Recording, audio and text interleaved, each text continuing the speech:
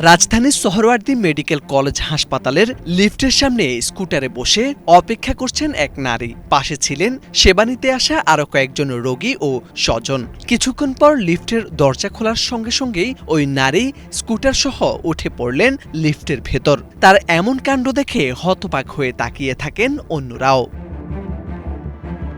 সোহরাওয়ার্দী হাসপাতালের লিফটে সম্প্রতি সামাজিক যোগাযোগ মাধ্যমে ভাইরাল হওয়া বেশ কিছু ছবি ও ভিডিও ছড়িয়ে পড়ার পর শুরু হয়েছে তুমুল আলোচনা ও সমালোচনা। জানা গেছে যে লিফট দিয়ে সাধারণত জরুরি রোগী স্থানান্তর করা হয় এবং চিকিৎসক নার্সরা দ্রুত একতলা থেকে আরেক তলায় যাতায়াত করেন। সেই লিফট ব্যবহার করেই এক নারী স্বাস্থ্যকর্মী ব্যক্তিগত স্কুটার ডিউটি রুম পর্যন্ত তুলে নিয়ে যান বলে অভিযোগ উঠেছে। তবে তিনি কেন লিফটে স্কুটার উঠিয়ে রুম পর্যন্ত নিয়ে যান সেটির স্পষ্ট ব্যাখ্যা বা তথ্য জানা যায়নি।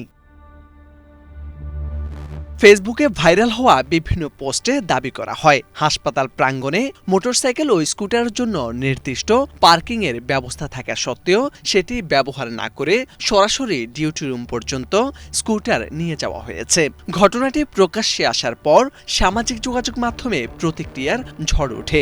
অনেকেই প্রশ্ন তুলেছেন, যেখানে প্রতিনিয়ত জীবন মৃত্যুর লড়াই চলছে সেখানে কিভাবে এমন দায়িত্বজ্ঞানহীন আচরণ ঘটতে পারে। কেউ কেউ এটিকে হাসপাতালের শৃঙ্খলা ভঙ্গের স্পষ্ট উদাহরণ হিসেবে উল্লেখ করেছেন এবং সংশ্লিষ্টদের জবাবদিহিতার আওতায় আনার দাবি জানিয়েছেন।